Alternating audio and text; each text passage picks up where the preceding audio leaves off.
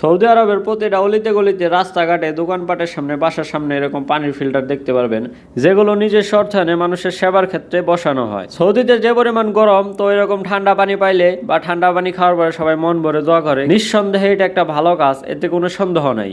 এই যে সামনে ফিল্টারটা দেখতেছেন, যেটার মাধ্যমে পানি ফিল্টার হয়, আগে এগুলো নিয়মিত পরিষ্কার পরিচ্ছন্ন করা হয়তো, মেনটেনেন্স করা হয়তো, কিন্তু এই যে ফিল্টারগুলো দেখতেছেন বর্তমানে কিছু অযত্নের কারণে মানুষকে উপকার করতেছে ঠিক আছে, কিন্তু নিজের অজান্তেই মানুষের ক্ষতি হয়ে যেতেছে। ইনটেক একটা ফিল্টারের কালার থাকে সাদা, আর এই ফিল্টারগুলো বর্তমানে হলুদ হয়ে গেছে। কতদিন যে মেনটেনেন্স করা হয় নাই আল্লাহ মালিক ভালো জানে। যে ব্যক্তি বিদ্যুৎ দিতে পারলো, পানি দিতে পারলো, এত টাকা খরচ করতে পারলো, সেই ব্যক্তি ফিল্টারও দিতে পারবে।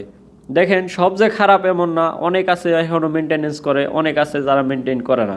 তো আপনারা পানি পান করার ক্ষেত্রে অবশ্যই সচেতনতা অবলম্বন করবেন, দেখে শুনে পানি পান করবেন, কারণ এই পানি খাওয়ার পরে আপনি অসুস্থ হয়ে যেতে পারেন। ভালো কাজ করতেছে ঠিক আছে, এতে কোনো সন্দেহ নাই, কিন্তু একটু অসচেতন, যার জন্য এই অবস্থা।